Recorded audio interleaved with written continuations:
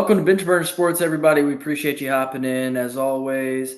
We got another fun episode tonight with Bailey King. I think it's his fourth time being on the show. We're super excited to have him on.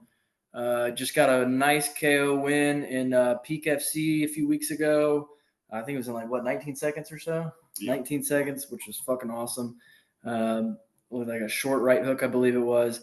So we're excited to have him on. We always love talking to the dude. He's a great guest. Always a fun time. Appreciate you guys hopping in. As always, we're on YouTube, Spotify, Apple Podcasts, even other places, wherever you get your podcasts. We're there. So we appreciate you guys hopping in. Knuckles, what's up, dude? I'm here, man. I'm ready to talk to Bailey. Coming off of this last weekend, a UFC pay-per-view, and just vibing and ready to be here. And love talking to Bailey every time he's on here. Would be cool to just have him as a regular part of the show. But he fights professionally, so it's hard to do. But I'm glad that we're interviewing him tonight. Super cool dude. Hope you guys like it, and I'm ready for it. Matt or Squared, how you doing, man? I'm good. I'm looking forward to this one. It's always a good time with him. I say this every time he comes on, but he just meshes so well with our personalities. So it always makes for a great episode. It's been, I was looking at it earlier, it's been about a year, coming up on a year since the first time we had him on. He was the first person I ever got on the show because I joined about a year ago. So I just got a feeling this is going to be a special one. Let's go. Heck yeah. Do you want to shout out the socials real quick for everybody? Just in case. Thank you. We always do that. So thank you. That was stupid of me. Follow us on X/Twitter at bench_burner. Instagram, TikTok. Those are at Bench Burner Sports. And then any place that doesn't have a handle, typically like YouTube, Facebook, Spotify, all those things, Bench Burner Sports, 3 words. Well, welcome to the show, Bailey. Once again, we appreciate you hopping on, man. How you doing? Very good, very good. Oh, yeah. How's training going? Training's going good. Since the fight, I've just been focused on coaching and personal training, and so just mainly been doing jiu-jitsu lately. Hell yeah. That's what's up. Yeah, we saw you just were in a competition and won, weren't you? Mm-hmm. Hell yeah. A week after the fight. That's fucking awesome. You love to see it. It's nice to have that luxury when you have a 19-second finish, huh? I could have done anything right after that. I saw your story. Remind me what weight class you were? Because I remember being like, how did this guy ever make 170? Oh, yeah, 185. That was 185. The grappling tournament was? Oh, no. The grappling tournament was at 208. Yeah. I weighed in at 207 for that. A week later after 185. So now that you're at 185, are you walking around heavier than you were at 170? I'm assuming you are, right? No, same. Just a little bit heavier. But I'm honestly the same size I was making welterweight. I was just literally just killing myself. It's easy making 185. I was like coherent making 185. I had made my weight and I drove myself to the weigh-ins and all that. Damn. Making plans, thinking straight. Hell yeah. Dude, so how you go ahead, Squared. Sorry. I was just going to give you me and Max's experience on that fight because it's kind of a funny story. So Max was watching a Tennessee basketball game. We got a big projector in our bonus room. He was watching a Tennessee basketball game, and I had your fight on my phone, and we were timing it up perfectly. That basketball game was going to end as you were walking out, and that's exactly how it played out. So then we were going to get you up on the projector, and that's when shit started going south because we were trying to log into Peak, and it just wasn't working. And I still had you on my phone, and you were making your walkout. And I got off because I was like, I guess I got to reset the password. And then I start working on resetting the password and he's getting it up. And then I just go back over to the app and I see you're doing your post-fight speech. And I was like, what the fuck? What did we miss? That's hilarious. I was like, that had to have been the quickest knockout. And then the guy's like 19-second TKO. And I was like, yeah, that makes sense. Dude, we missed the Sorry about that, boys. Yeah, dude. That was my bad. Give us a minute. Give us some time, dude. But damn, that was some good shit. That was really impressive. Thank you. No. When it comes to fighting like that, do you prefer to have longer fights or do you like the early finishes? What I mean by that is, do you like to get a little more experience in the cage, or would you prefer to finish it quick? What's your Um, the game plan going into this fight was to slow it down a little bit and just kind of like tee off on him. And just get comfortable being in the cage, get comfortable throwing, like in long combinations. Because his striking wasn't like he caught me. Like I'll give him that he caught me, but like his striking is some of Arkansas's finest, but it's not saying a lot. Bryce Mitchell's his competition. That's Yeah. And I don't know if like I just wanted to get him back, but he hit me, and that shot was just kind of there, so I took it, and it ended up being the one to put him down, and so I just finished the fight. The plan legit was to like draw the fight out and like get the ring time being in the cage. I did the exact opposite of that. Hey, I apologize to my coach. I was No, like, sorry. it reminds me of Jorge Masvidal said he was going to drag the Ben Askren fight out for 24 minutes and 59 seconds, or 14 minutes and 59 seconds, and finish him in the last second. That's what that reminds me of. And then he's like, no, never mind. I was like, sorry, coach. That wasn't part of the plan. oh yeah. Did you celebrate that night? What'd you guys do? Oh, I'm chill. I don't like to party too much. So me and my friends that showed up, we just hung out. Hell yeah. We went to a bar, ate, and then went to his house, just chilled for a bit. I went home, and then back to normal living. Hell yeah, that's cool. Mhm. No Chuck E. Cheese, bro. I mean, I'd go to like Chuck E. Cheese or something, man. Yeah, I was thinking about a McDonald's play place. There we go.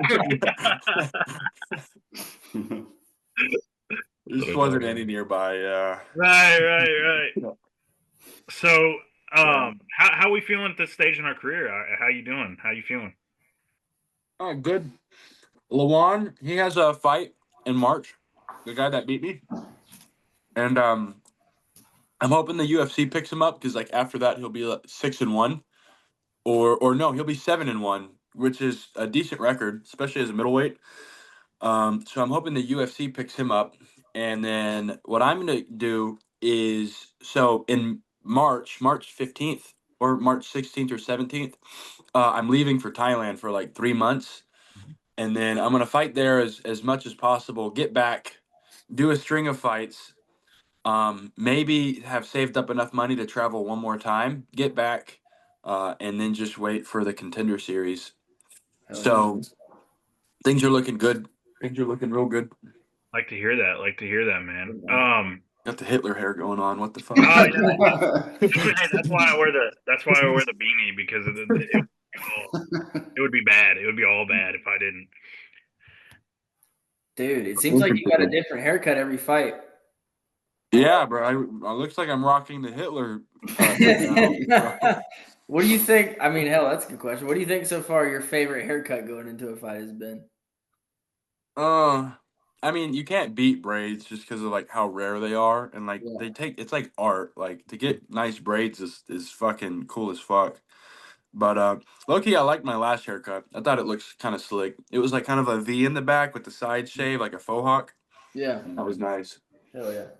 We call it because I'm a Kansas City Royals fan, a baseball fan. They were rocking that back in 2015. Eric Hosmer and a few of them.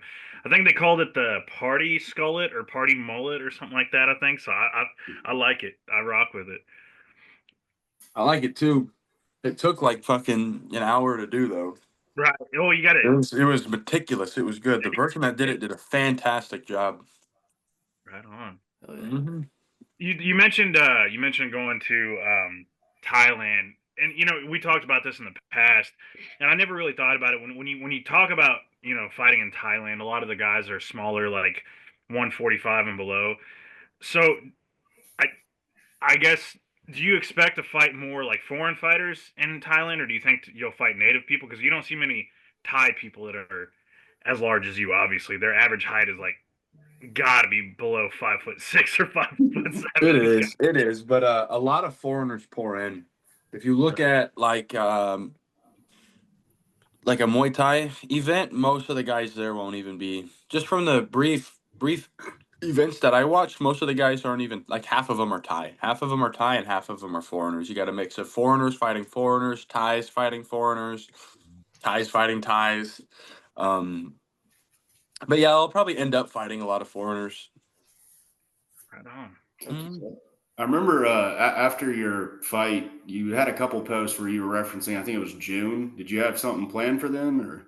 Oh yeah, because Peak is going to be coming back to Frisco in June, and so what's going to happen is as soon as I get back from Thailand, there's going to be like 2 weeks, and then it'll be June 28th, and then I fight. Oh, perfect. Damn, hell yeah. Mm-hmm. Yeah, is there like is that kind of like something that's being set up? Is there like an opponent or anything? No opponent yet. Just No gotcha. opponent yet, but there will be one. Like it's never really a worry finding an opponent. That's Oh, yeah. good. A lot of big promotions don't even really have that luxury these days. If you look at Yeah. not going to name names, but certain promotions struggle with that. So it's good that Pete's Yeah. got that down. Well, I'm hoping we have an opponent. Yeah. I'm sure they'll be able to find I was gonna something. say the MMA scene in Texas is a lot like the MMA scene in Missouri. For some reason, people fucking like fighting in both of those states. I Like think it goes other along states, with like the huge wrestling cultures there too. Like Texas yeah, wrestling is insane. Yeah. I think it's the same deal there. Missouri, I mean, like yeah, Missouri, the college, I mean, that's fucking Yeah. crazy wrestling. Right. So hell yeah. Man, it was fucking cool to see you get that win, it was like a short hook that you finished him with. It was a short hook. They were trying to say he and his team were trying to say it was a headbutt at first, and then more angles came out, and it was very clearly not a headbutt. I knew I had landed with my hand because my hand hurt like hell right after, and it still hurts my wrist to move in certain directions. But yeah, when the fight starts, there's like a phase where we're just kind of like feeling each other out and making our reads, just kind of seeing what we're gonna throw out there. So at the very beginning of the fight, so we're kind of like feigning with our body, and then I commit to a jab, and our very first interaction, like he doesn't know what I'm going to possibly throw after the jab. He commits to a slip and then a cross, and it catches me good.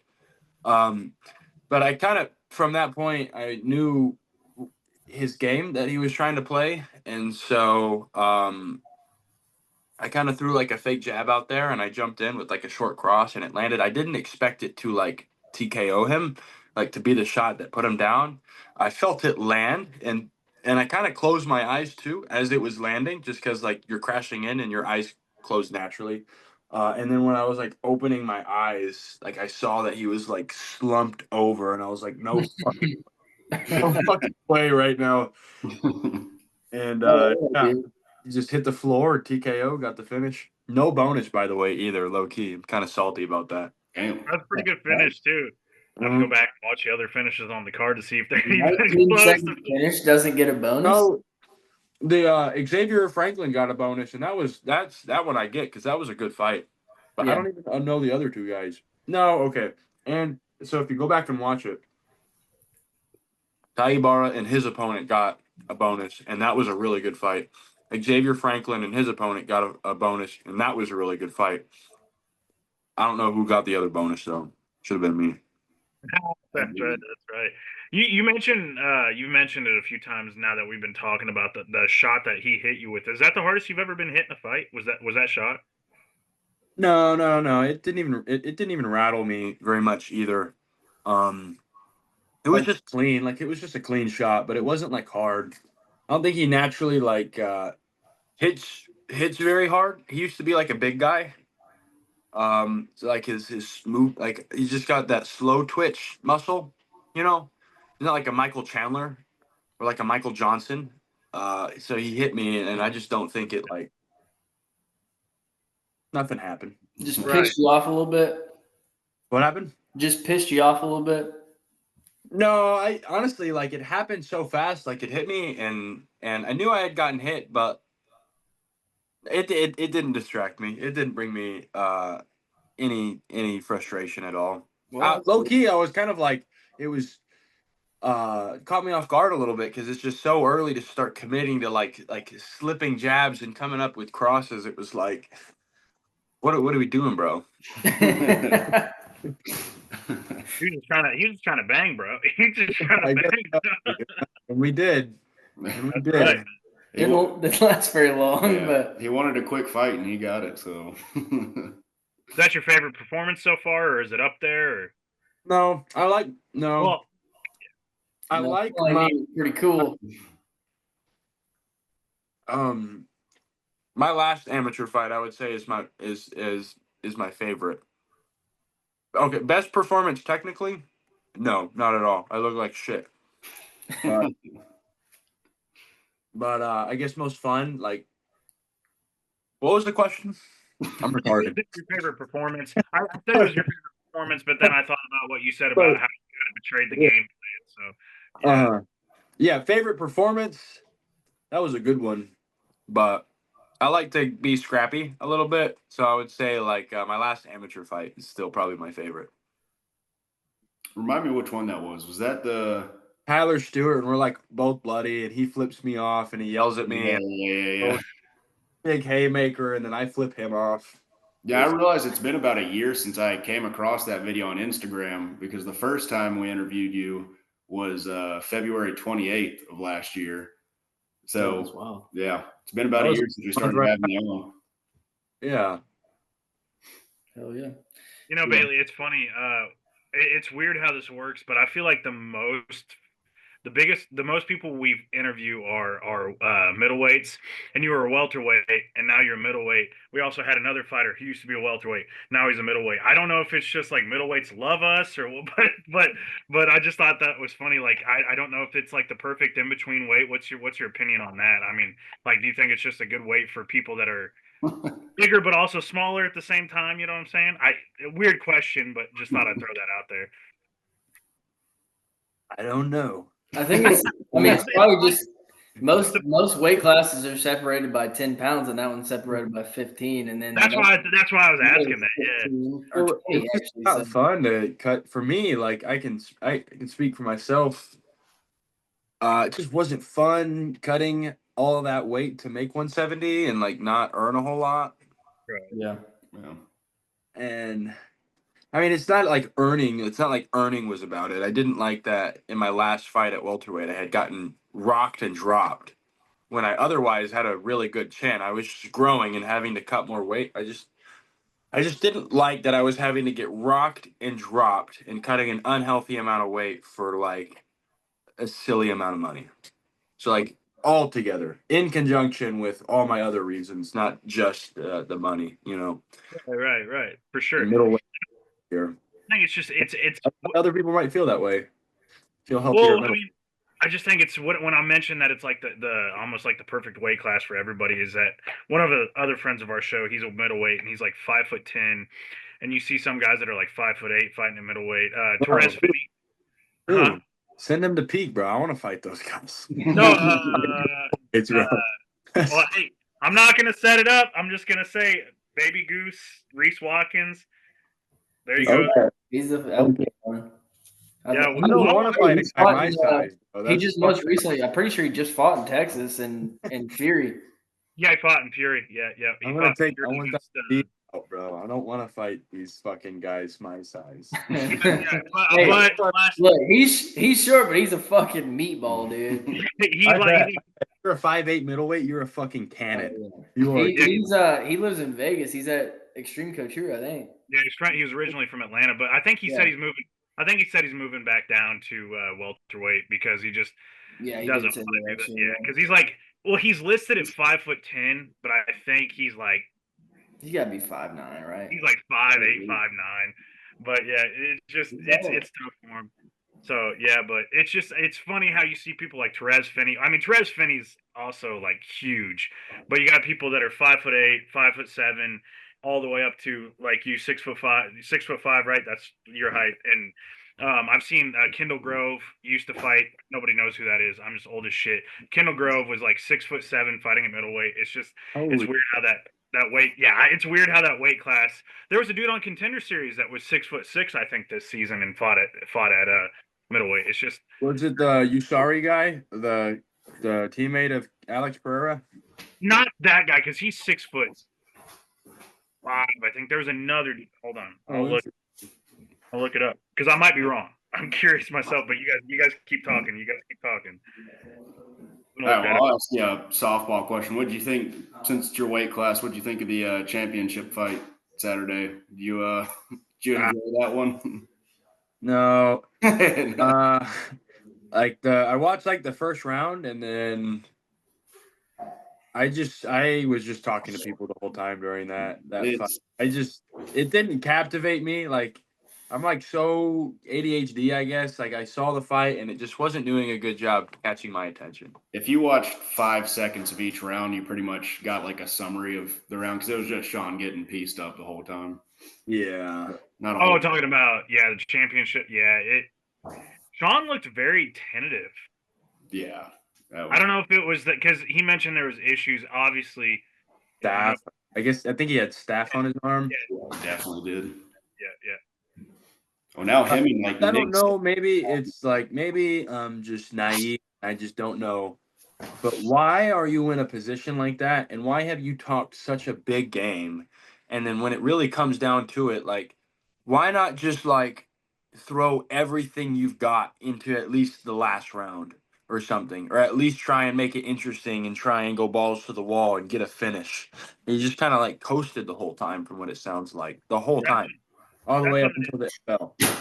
That's what I didn't understand in the last round. He didn't even put. I thought he was conserving his gas tank, but when he didn't start pushing it in round 4, I was like, Well, I don't know This if you guys saw it somehow. today. He actually put out like a 4-minute video on X, and he said it was like he was saying uh he didn't want to make excuses, but he said Eric went on Ariel. He kind of called Eric because did you see that Bailey Nixick went on Ariel and called him out like in front of everybody. Who's Nick Sick? That's his coach. That's the head coach at Extreme Couture. Yeah. Oh yeah. Now Yeah. what I did see from him was that he was like just not wanting to work with Sean. If Sean was just going to be taking money fights because he's Yeah. interested in world champions. But as far as the situation there, that's all I know. So I guess Sean put out a video today, pretty much summarizing a 4-minute video. He was saying, I didn't want to say anything, make excuses, but since Eric went on that show, I guess I'll say this. And he pretty much said, like, everybody has hard camps. He said, I guess he said he broke a bone. And like 8 weeks before the fight, he had to go to Colombia to get stem cell stuff and then the staff and all that. I mean, he just said it wasn't a good camp. You know how people do after a bad loss, but then Nick Sick said that he on Helwani's show, he said that he looked great going into the last week of training. So it's like, all right, who's right? It's the coach. It's the coach that I trust, not the guy that lost. Yeah. Dude, I want. We were kind of having a debate about this in our group chat the other day. How do you feel about? So I love Eric Nixick. I think he's a great coach. It's a great gym. Obviously, they Francis Ngannou, like a bunch of champions. But to me, I don't know. It just seems a little bit grimy to like have that conversation on the biggest MMA podcast in the world, as opposed to just keeping it behind closed doors. What do you think? I know Sean Strickland. Everybody has their opinions about him. It's whatever, but like, I don't know. That just seems a little.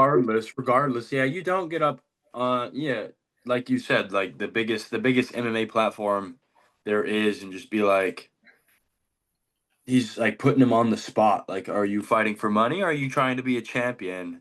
That's like a question you ask, like personally, like, bro, like you're just sitting down with someone and trying to get on the same page about like your goals, not fucking like for the whole world to see. I don't know why. I wouldn't like that if my coach said that at all. Right. And then Sean said that Nick Sick's probably not going to be in his corner anymore. He did say that. But again, like he said, that gym is gigantic, so there's a bunch of people to pick. Yeah. Bro, but at the same time, like, how many more fucking guys are fighting so frequently you can't be in the corner of a fucking main event UFC championship fight, whether it's for money or not? Like, who else was fighting that night that could have possibly been more important than Sean Strickland, regardless of if he was fighting? And it's like he said, I only want to train world champions, and it's like Sean was a world champion like a year ago. Yeah. What the fuck? That just seems weird. Like, there's a whole weird culture. Yeah, I like him, dude. I do like him, but that was like just threw me off. I don't know. I didn't like it. People. have somewhat valid opinions about Sean Strickland. He's kind of a crazy guy, but he says what he feels. But regardless, that doesn't matter. I just don't feel like you go put that out in the world when you could just have a one-on-one conversation with your fighter. Right. I agree. I looked that up, Bailey. I was wrong. He was not a 6'7" middleweight. He was a 6'7" light heavyweight. I thought he was a middleweight, so that was my bad on that. But you were right. That guy At middleweight or at light heavyweight. You were right about the one guy, the Dutch guy that trained with Alex Pereira. He was 6'5", so he's tall too. But yeah. That's a great question. How the fuck does Jalen Turner make lightweight at 6'5" or whatever he is? No, 6'3". Still. Yeah. That's insane. He's cutting weight for sure. He's cutting not Pereira weight, but he's cutting a decent amount of weight. He's chinny too, so I guess that makes sense. This is a fun fact. This has nothing to do with anything, or it has to do with weight cutting. But the largest weight cut, body fat percentage wise, that's ever been done in the UFC was Gleison Tebow when he cut the lightweight. He was 5'8", but he cut from 223 pounds at 5'8" down to lightweight. That's the biggest cut ever. So fun fact for anybody that ever wonders that. I don't know how you get up to been fat at the beginning of that. What the fuck? Yeah, well, out there looking like Patty Pimblett. I was like, EPO is pretty good too. I'm sure the EPO was coursing through his veins at that point. I'm sure, but you mentioned your jujitsu earlier, and you've been training a lot of that. How's that going? How's jujitsu going for you, man? Oh, really good. I'm training at a new jiu-jitsu gym called Corvo. It's in Plano, Texas, and the guys there are really good. Dude, I have this one training partner who's like so savvy with his jiu-jitsu. He just doesn't even try. Like he just doesn't need to try against me. He's just so technically a step ahead of me that like he's just beating me by position and technique the whole time, and like not ever really having to exert himself, and it's very humbling. It's very humbling. It's very good. But the training has been really good. Hell yeah, that's good. Do you feel like?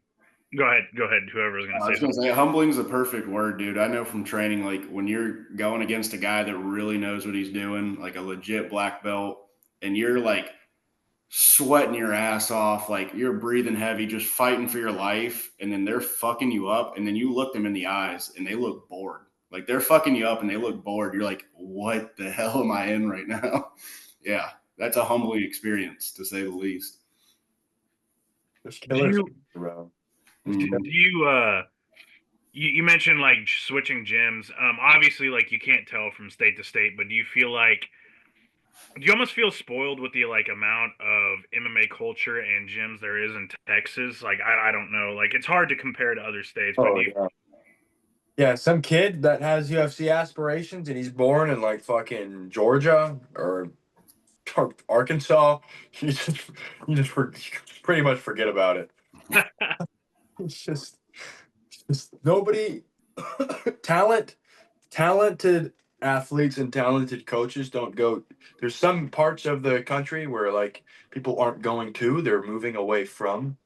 Mm-hmm. I'm pretty spoiled out here in DFW. What's up? I'd like to hear. Dude, I guess I got to ask you, we always talk about this when you come on the show, kind of geared to a different topic, but what's new in the video game world of Bailey?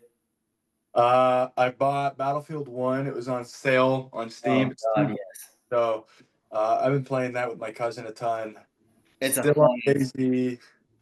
I missed, bro. I was going to get Battlefront 2 because that was on sale. I missed it. Dude, it's a good one. It is, bro. Xbox, I played it on Xbox, bro. I have like a level 100 Anakin, like a level 100 General Grievous, bro. I took that game very serious. Dude, that's a good. I suck with heroes and villains. I suck with them. I stick to like supremacy. With that dude that has like the big gun and just like if I earn enough points and I get him and I'm just mowing people down. The Star Wars version of the minigun. Yeah. Dude, Battlefield 1 is one of my favorite games of all time.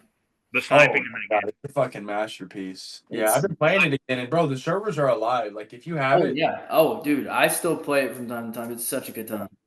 It is. Dude, that one map with like the bridge, that's like the funnest thing that you could possibly do ever. The Good one. bridge. You know what I'm talking about? Like that one map, there's like on both sides of the bridge, and then the fucking objectives right in the middle of the bridge. If you haven't played that yet, dude.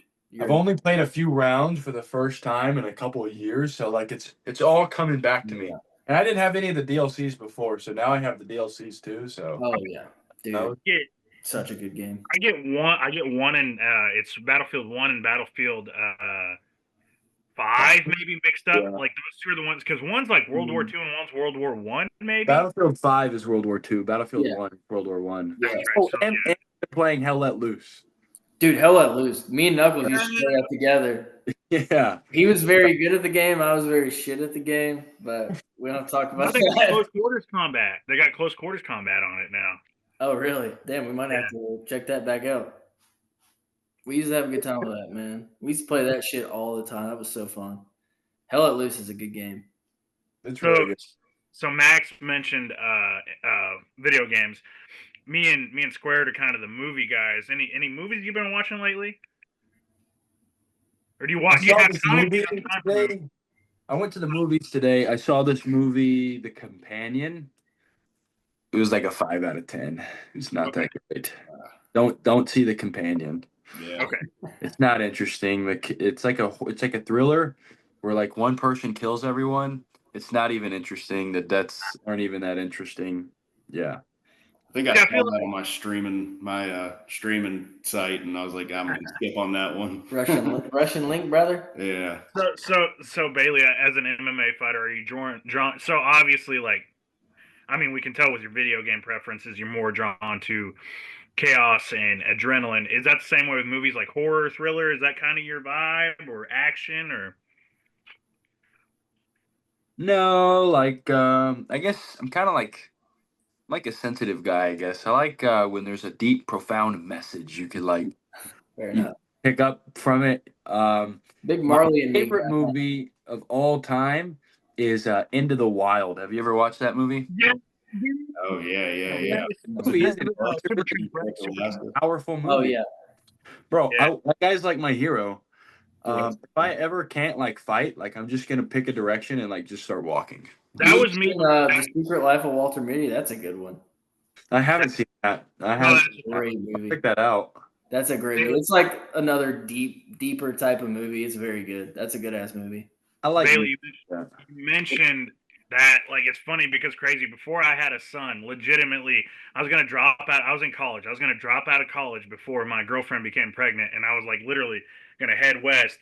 I was going to go to Washington because I wasn't going to go to Alaska. I wasn't going to go to Alaska. I was going to go to Washington and just be like, whatever. Let's go. Let's do it. That was my goal. See what life throws at you and you just handle it. Yeah. Yeah. No, Christopher McCandless is like my fucking hero, dude. Oh, yeah. I know they moved the bus, but man, I wish they hadn't. I'd love to like go out there and see it. I mean, obviously it would be hard. There's a reason that he made it as far as he did, but so are you I mean, we talked about in the past, like obviously you're in tune with like you like Tool, you like a little bit of spiritual stuff. Are you a nature guy? Yeah. I like to go on walks. Like I don't go camping a whole lot. I appreciate nature. I want it to be taken care of, but I don't do a whole lot. Right. To save the planet. I throw my water bottles in the trash. Hey, I'm not a nature guy at all. I mean, you can tell, I don't like nature. I love that. I wish I was more naturey than I am. me and Matt recycle, but that's just because it's free and it saves room in the trash without cardboard in it. So I have a can full of plastic and aluminum over here that I do separate. And the only reason, and it's bad, I'll admit it, and this is going to go on the podcast. You get paid your $2? I save the aluminum because I'll recycle it, and they'll pay you $2. They'll pay you $2 for 1,000 cans. Yeah, bro. You should do that as a kid, bro. That's the strat. Yeah, that's the I used to love that shit when I was a kid. When I got paid $2 for 1,000 cans. No, bro.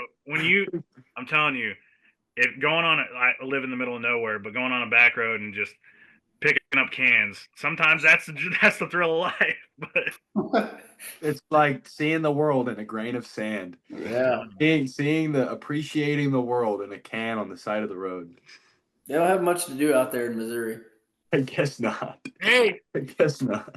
speaking of Missouri and the Midwest, I mean, we got a UFC event coming to Kansas City. Got one in Des Moines. You're probably going to be in Thailand then, but Bailey, if you get the chance, come up here. Going to host an after party at my house, possibly, maybe. Bro, when I fight out there, yes. Let's go, because I was going to say I live about an hour from Kansas City, an hour and a half from Des Moines. So I'm right here in the heart of the Midwest. So some people would call it butt fuck, actually. Yeah. It's butt. He's speaking of it kindly, but we all know what's going on. To give reference, I live in a town of 450 people. Yeah. Holy shit, dude! What the fuck? So you know everyone. Damn. And how many of them only have 10 fingers? That's the next question. Oh my God, Matt Squared, you just mentioned that. My dad has 9 fingers. I'm not even fucking kidding. He has 9 fingers. I'm not even kidding. And it's because he shot his finger off when he was 12 years old on accident. Like that's you do in a fucking town with 450 450 Yeah. Meth. Meth. You You either do meth or you shoot your finger off. Or Bailey, what is there to do in a town of 450 people? Hey. Interview MMA fighters. That's what Yeah. I would be fucking dead in a ditch with maybe needles in my arm if I lived in a fucking. It's bad. I mean, I will tell you, drugs are bad. I watch YouTube, movies. I hunt. I fish. Bro, but that's the life, though. Like, honestly. True. Yeah, I do. I hate, again, another offer. If you ever want to come up here, and hunting is a little expensive for out-of-staters, but if you want to go fishing, I'll take you fishing. I don't know when I'll find myself in Missouri, but should I ever find myself somewhere in Missouri, I know a guy. Yeah. You know a guy. That's the thing. I'll always. That's it. The offer is open for any MMA fighter, especially you, Bailey. We'll cast and catch some fucking fish. Let's go. Well, anytime you're in an actual fun place like Nashville, we're here, so That's true. Okay. Nashville is a lot more fun than Missouri. Kansas City's not bad. But oh yeah. Oh yeah. Anybody got anything else? no, I think that's about it. I'm glad to have him. I'm glad to have you back on, Bailey. It was fun. It's always good to talk to you, man. Oh, it was a fun time. Absolutely, man. We'll get you back on soon. Excited to see what you can do in Thailand, and excited for your fight in June, hopefully. So. Okay, sweet. Maybe we could do the next episode next month when I'm in there. When I'm in Thailand. Fucking Yeah, awesome. do it, dude. Bro, it would be either like early in the morning for me or like early in the morning for y'all or some flip flop time. We'll figure it out, dude. No worries. Hey, We'll one word of advice while you're in Thailand: be careful with those girls. Be careful with those girls. Be careful. Make sure they're girls. Yeah. Oh, I'll know for Hang sure. over too, dude. All right. I'm gonna get a picture with a bunch of lady boys around me. And Dude, pull a Craig Jones. Just have no girls allowed. Me and my bros. The homies. Maybe you'll run into the B team. Hey, maybe you'll run into the B team out there with Craig Jones, and just you'll party it up. That's what's up. We'll crush the lady boys together for That's sure. right. Hell yeah, dude. Well, thank you for the episode today. Next time we talk, I'll probably be in another country. Oh yeah. Yeah, can't wait for it, man. Can't wait for it. See you, Bailey. Guys, adios. See you, buddy. Yeah.